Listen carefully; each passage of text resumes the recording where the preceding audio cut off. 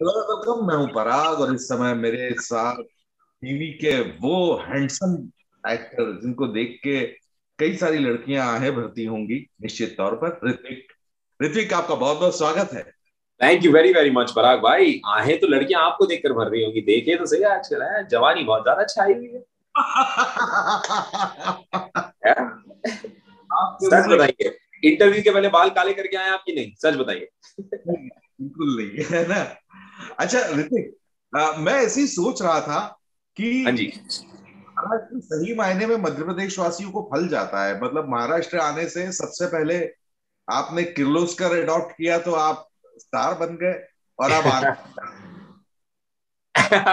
यार ये तो मैंने एक्चुअली सोचा ही नहीं। Thank you. बिल्कुल बिल्कुल, अगर मैं महाराष्ट्र प्ले करता हूँ तो बहुत बढ़िया। Very nice, it's a very great observation. Kirloskar था तो अर्जुन ने जन्म लिया, और अब आंग्रे है तो अभय ने जन्म लिया। बिल्कुल बिल्कुल। तो क्या कहेंगे, क्योंकि ट्रेलर बड़ा कमाल का लग रहा है। एक अलग संसार, एक अलग दुनिया दिख रही है। जो हमने अंडरवर्ल्ड की कई सारी फिल्में देखी है, पर उस इसका टेक्सचर बिल्कुल अलग लग रहा है। जी जी, थैंक यू, बहुत बहुत धन्यवाद। पराग जी, बिल्कुल अलग है, कहानी अपने आप में बहुत यूनिक है। और मतलब बहुत सारे कमाल के एक्टर्स जुड़े हुए हैं इसके साथ। बहुत ही इंटीग्रेट स्टोरी लाइन है कि किस तरह से हर किसी का किरदार, हर किसी की कहानी एक दूसरे से यू नो घूमती फिरती, और किस तरह से वो डॉट्स कनेक्ट होते हैं एंड में। It's a beautifully written script, beautifully written story. तो और उसमें मेरा किरदार जो है विच इज अभय आंग्रे, रानी माई का बेटा। रानी माई सुप्रिया पाठक, उनका बेटा प्ले कर रहा हूँ मैं। And it's a beautiful journey Parag, you have to see it. मतलब मैं अभी जितेंद्र से भी बात कर रहा था। जितेंद्र मराठी के बड़े सुपर फाइन एक्टर्स में से गिने अरे, जाते हैं। One of the best, one of the best. और मतलब सुप्रिया पाठक है, जितेंद्र जोशी है, ऋत्विक है, तो एक धमाका, एक एनर्जी का एक अलग लेवल वहां पर होगा निश्चित तौर पर। अरे बिल्कुल बिल्कुल, मतलब पागलपन एनर्जी के नाम पे आपको मैं क्या बताऊं कि क्योंकि हर कोई अपने आप में इतने इतने इतने इतने उम्दा कलाकार हैं। चाहे वो सुप्रिया पाठक जी हो, चाहे वो जितेंद्र जोशी हो, चाहे वो शुभ्रोदा हो जिन्होंने गजराज का किरदार निभाया, चाहे वो अनिल जॉर्ज हो, अमय वाघ भी मराठी के कितने कमाल के एक्टर, वो भी धवल का किरदार निभा रहे हैं। तो कोई भी एक्टर हो, वो अपने आप में इतने मंझे हुए खिलाड़ी हैं। जब वो एक्टिंग करने मंच पे उतरते हैं, तो आई थिंक उन सबको ना उन सब से रोज कुछ ना कुछ सीखने मिला, रोज कुछ ना कुछ नया और एक्साइटिंग होता था। तो आई थिंक बहुत मजा आया यार पराग भाई, बहुत ही कमाल। मतलब अपार्ट फ्रॉम अपन सीरीज पे तो आगे बात करेंगे, जितेंद्र ने एक बहुत अच्छी बात कही जो मेरे बिल्कुल दिल छू लिया। बोले इसमें मैंने लोग कमाए हैं, ऋत्विक और इसके जैसे दोस्त कमाए हैं, बाकी काम तो चलता रहता है। यार मैं जीतू भाई के बारे में क्या बताऊं आपको। आई थिंक उन्होंने इतना प्यार दिया है, और इतना प्यार किया है उन्होंने। हम दोनों को जेन्युइनली, मुझे और तनुज दोनों को अपने बच्चे जैसे, छोटे भाइयों, जेन्युइनली अपने छोटे भाइयों जैसे संभाल के रखा सेट पे। और मतलब I don't have a elder brother, मेरा कोई बड़ा भाई नहीं है, लेकिन अगर होता तो जीतू भाई जैसा होता डेफिनेटली। और I think I am really glad कि मेरे मेरे आई थिंक ये जीवन में कुछ कुछ चीजें आपके ऐसी होती हैं ताकि आपके जीवन से लोग जुड़ते जाएं। एंड जीतू भाई मुझसे जुड़े हैं, और मैं ये डंके की चोट पे कह सकता हूँ कि हम बहुत बहुत आगे तक साथ में जाएंगे पर्सनली। तो I am really really happy to earn a friend like him. I am so happy and so blessed, so blessed. और जब सराउंडिंग आपकी अच्छे एक्टर्स हो, जिनके साथ आपका एक ट्यूनिंग भी करेक्ट हो, तो एक्टिंग में भी एक अलग निखार आता होगा निश्चित तौर पर। बिल्कुल बिल्कुल सर, बहुत मेहनत, बहुत मदद होती है अगर आपके आपके जो को एक्टर्स हैं वो, और आप ऑफ स्क्रीन जो है आपकी जो ट्यूनिंग है वो बहुत कमाल की हो। तो ये सारा जो श्रेय है, मोस्टली श्रेय जाता है जीतू भाई को, क्योंकि उन्होंने मतलब पहले तनुज और उनके सीन्स बहुत ज्यादा थे, फिर मेरे और उनके सीन्स ज्यादा थे।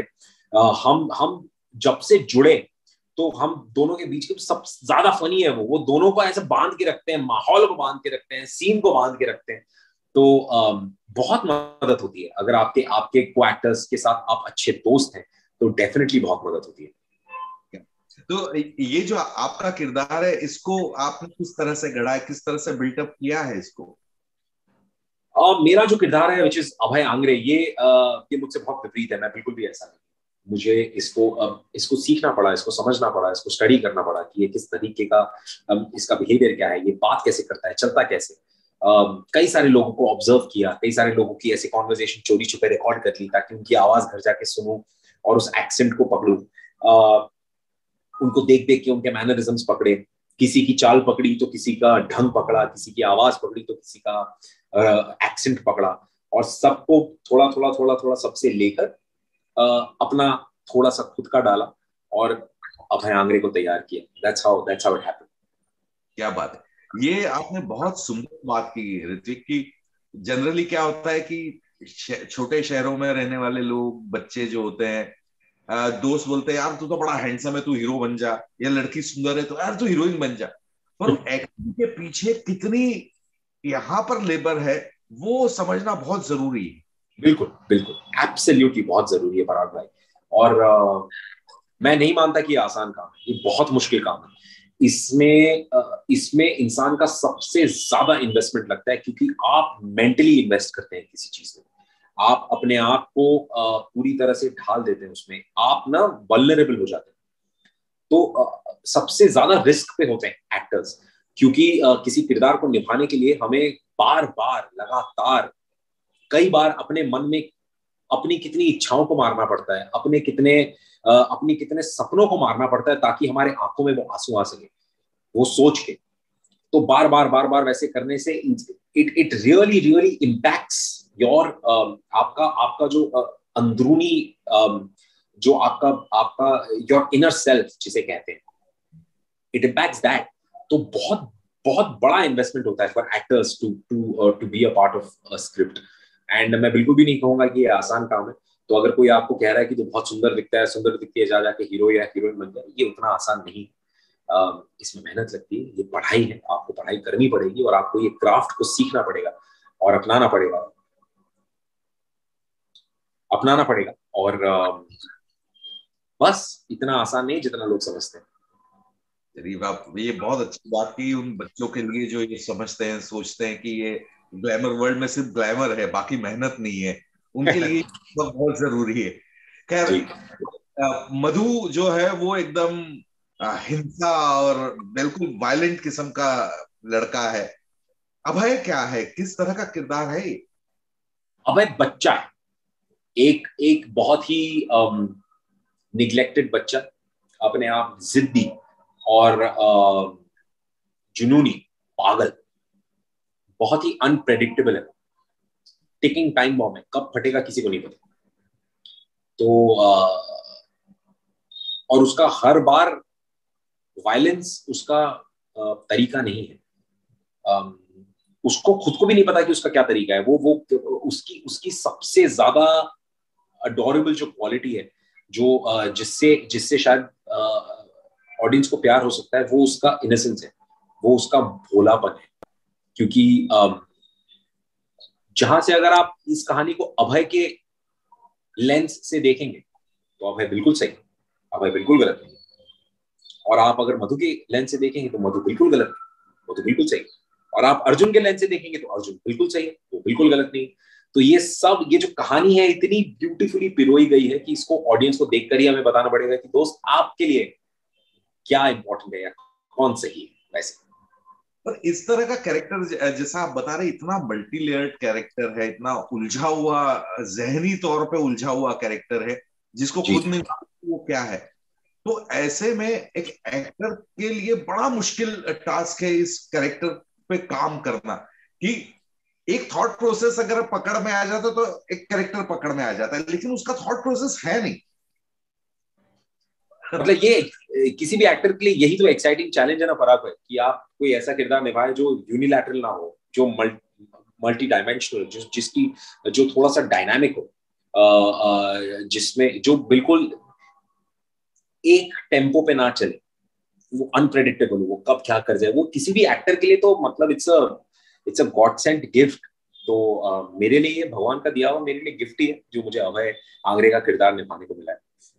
तो मतलब सुप्रिया जी के साथ कोई सीन करते हुए कोई यादगार मोमेंट बना हो, वो शेयर? बहुत सारे, मतलब पहला ही सीन करते वक्त जब हम गए थे तो मुझे याद है कि मैं उनका बहुत बड़ा फैन हूँ, और किस तरह से मैंने उनको जाके पहले दिन ही, मतलब मैंने उल्टी कर दी, मैंने बोला कि मैं सब बता देता हूँ इनको, वरना सीन में दिखेगा कि ये तो बेटा है नहीं, ये तो फैन है इनका। तो मैंने जाके कह दिया, मैम आप मुझे बहुत पसंद है, आप ये आपका ये कैरेक्टर मैम आपने वो फिल्म की थी, और मैम आपने वो किरदार निभाया था, आपने वो खिचड़ी में किया था। तो बोलते क्या सब कुछ मैंने उल्टी कर दी, और सडनली सब कुछ थोड़ी देर मुझे देखने के बाद मुझे कहती है चल चल कुछ भी मत बोल।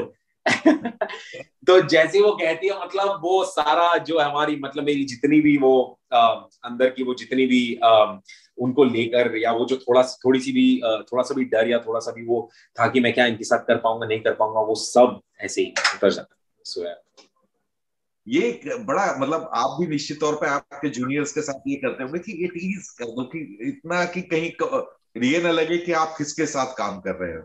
जी बिल्कुल बिल्कुल, एब्सोल्युटली एब्सोल्युटली।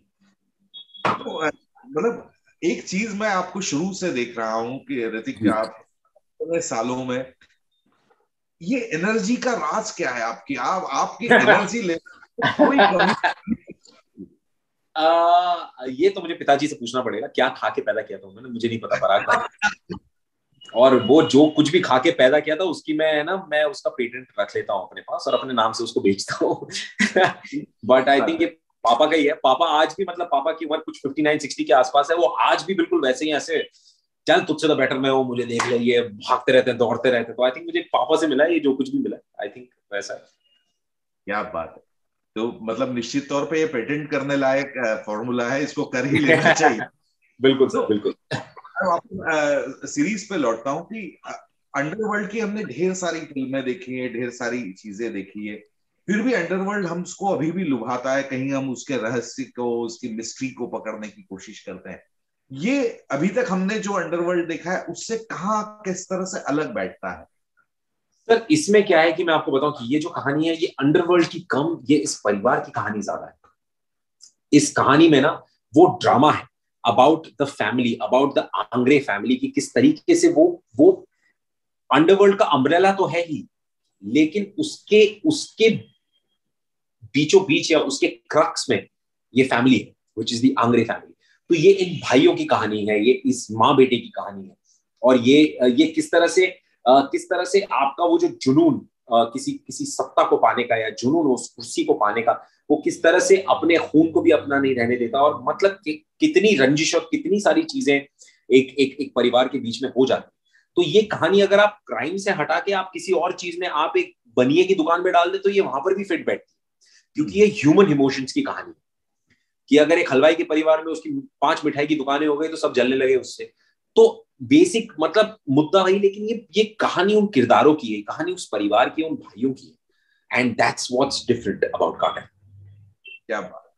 तो निश्चित तौर पर बहुत आनंद आएगा, क्योंकि ट्रेलर देख के आपको लगता है कि यार हाँ कुछ तो भी है जो अलग दिख रहा है।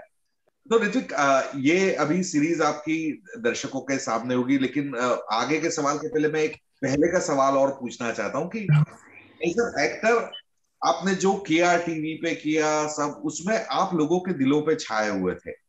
जी अचानक आपने ना एक्टिंग से ज्यादा एंकरिंग को ज्यादा इंपॉर्टेंस दिया। अब वापस आप कहीं ना कहीं, ऐसा क्यों हुआ? क्या वजह रही? कोई वजह नहीं थी पराग भाई, कोई वजह नहीं थी। मतलब पवित्र रिश्ता इतना बड़ा शो था मेरे जीवन का, और इतनी कमाल की कहानी थी कि उसके बाद मुझे अगर कोई कोई कहानी करनी थी तो वो पवित्र रिश्ता से बड़ी होनी चाहिए। और मैं सही मायने में बताऊं, पवित्र रिश्ता से बड़ी कोई कहानी अब तक मुझे ऑफर ही नहीं हुई टेलीविजन। और एंकरिंग में जनरली बहुत एंजॉय करता हूँ, मुझे बहुत मजा आता है एंकरिंग करने में। तो मैं उसमें एंकरिंग करता चला गया, एक के बाद दो, दो के बाद चार, और हर शो में मुझे मजा आते चला गया, तो मैं काम करता चला गया। बिकॉज भगवान की देन है कि अगर आपके पास ब्लेसिंग है, भगवान ने आपको दिया है, तो आप काम करें। और मैं वो काम करता चला गया। और उसके बाद मुझे जैसी ये कार्टेल जैसी इतनी बड़ी कहानी जब मेरे पास आई, तो मुझे लगा कि नहीं यार, you have to do this, and that's how. तो ऐसा कोई पर्टिकुलर रीजन नहीं कि क्या मैंने कोई ब्रेक लिया, क्या मैंने सोच के, कि ना ऐसा कुछ भी नहीं। मैं बस, मेरे जो मन को अच्छा लगता है, जो मेरे दिल को अच्छा लगता है, मैं बस वो करता चला जाता हूँ। मुझे जिससे खुशी मिलती है मैं वो करता चला जाता हूँ। बिकॉज जीवन में ना दोस्त पराग भाई, सिर्फ और सिर्फ खुशी के लिए जीना चाहिए, और खुद की खुशी के लिए, और कुछ नहीं। तो जिसमें मेरे मन को खुशी मिलती है मैं वो काम करता चला जाता हूँ। इसीलिए हमारे शास्त्रों में सबसे पहले क्या कहा गया है? अहम ब्रह्मास्मि। अहम ब्रह्मास्मि। बिल्कुल, मैं ये मेरी ब्रह्मा। ब्रह्म बिल्कुल खुश नहीं है तो दुनिया कैसे खुश होगी? बिल्कुल, तो जब तक मैं खुश नहीं हूं तो फिर मैं कितनी ही चीजें कर लूं, क्या ही मतलब। मेरे मन को खुश करना चाहिए कोई काम, और मैं वो करना चाहता हूँ बराबर, और ये वो काम है। बिल्कुल। क्या बात। तो ऋतिक, मतलब पवित्र रिश्ता या उसके पहले भी आपने काम किया है। आप पढ़े लिखे एक्टर हैं, हमारे इंडस्ट्री में बहुत कम लोग पढ़े लिखे मिलते हैं, इसलिए आपसे सवाल पूछ रहा हूँ कि एज एन एक्टर आपके क्राफ्ट में बदलाव महसूस हो रहा है? क्या क्या बदलाव लगता है कि यार ये नया आया है ये? सर बहुत कुछ, मतलब मैं कहूंगा कि हम it's a never ending learning process Parag भाई। जो हमारी क्राफ्ट है ना एज एक्टर्स, हमें रोज सीखना पड़ता है, हमें रोज अपने आप को री एक्सप्लोर करना पड़ता है। और कई लोग इस बात में मानते नहीं, कई लोग समझते नहीं है, मैं डेफिनेटली मानता हूँ कि ये क्राफ्ट, इसकी पढ़ाई होती है, आपको ये पढ़ना पड़ता है, इसकी इसकी बाकायदा इसके इसके कोचेज हैं, एक्टिंग कोचेज हैं जो आपको सिखाते हैं, वो आपको अपनी ही क्राफ्ट पे और बेहतर पकड़ समझाते हैं। तो I think for an actor it's very very important to constantly be learning. मैं आज तक, मतलब मैं अब तक सीखता आ रहा हूँ। मैंने सौरभ सचदेवा जी के साथ रिसेंटली मैंने कुछ एक्टिंग क्लासेस की थी। I want to join back with him again. मैं अपने एक्टिंग कोच को मिस कर रहा हूँ जो अभिजीत दास है, वो भी ऑस्ट्रेलिया में है। मैंने उनके साथ कुछ 5-6 साल पढ़ाई की है मुंबई में, और मैं अभी भी मिस करता हूँ। मैं अभी भी चाहता हूँ कि रोज मेरे पास कुछ ना कुछ हो पढ़ने के लिए, क्योंकि ये ना सर, ये बहुत ही it's a huge universe of wonders as actors जो आप सीख सकते हैं। एंड ये आपका जीवन खत्म हो जाएगा लेकिन ये पढ़ाई खत्म नहीं होती। तो इसीलिए ये जीवन की तरह है, आपको हर रोज कुछ नया सीखना है, हर रोज कुछ अपने आप में नया ढूंढना है, और ये वही कहानी है। ये गत्था चलता जाता है बस। क्या बात है। सो ये अभी अब MX प्लेयर और ऑल्ट बालाजी और MX गोल्ड पर ये आपकी सीरीज आ जाएगी अभी। जी इसके बाद और क्या लाइनअप है, या अभी सर, वापस? इसके बाद भी एक कमाल का प्रोजेक्ट है जिसके बारे में मैं बहुत एक्साइटेड हूँ, लेकिन उस बारे में अभी बात ना करके उसको थोड़ा सा समय देते हैं, लेट इट कम बैक। और फिलहाल के लिए सिर्फ ऑडियंस का ध्यान है वो कार्टेल पे देते हैं। उनको कहते हैं कि दोस्तों जो भी हमें देख रहे हैं और मुझे और पराग भाई को देख रहे हैं, प्लीज 20 अगस्त को हमारा जो शो है वो रिलीज हो रहा है MX प्लेयर गोल्ड और ऑल्ट पे। MX प्लेयर और गोल्ड और ऑल्ट का ये पहला गठबंधन है जिसमें इतना बड़ा शो जो पहली बार आ रहा है MX प्लेयर गोल्ड पे। और MX player gold, I think they coming up with a subscription जो which is less than ₹1 a day, कुछ ₹1 पर डे के से भी कम का सब्सक्रिप्शन है उनका। तो बहुत ही अफोर्डेबल है। हर कोई हिंदुस्तान में अपने, जिनके पास एक स्मार्टफोन है, आप उठाकर MX प्लेयर या ऑल्ट बालाजी डाउनलोड कर सकते हैं। बहुत ही अफोर्डेबल, और ये बहुत ही कमाल का शो है। प्लीज जाइए, देखिए, एंड प्लीज टेल अस आपको ये कैसा लगा, प्लीज। Thank you. चलिए, निश्चित तौर पर लोगों को बहुत पसंद आएगा, क्योंकि वो बोलते थे ना कि मराठी में कहते कि शीतावरनं भाताची परीक्षा होती, चावल का एक दाना काफी होता है कि चावल पकाए कि नहीं, ये देखने के लिए। तो ट्रेलर बहुत कमाल का है, थैंक तो यू सर, निश्चित तौर थैंक यू पराग भाई, पर थैंक यू। आएगा।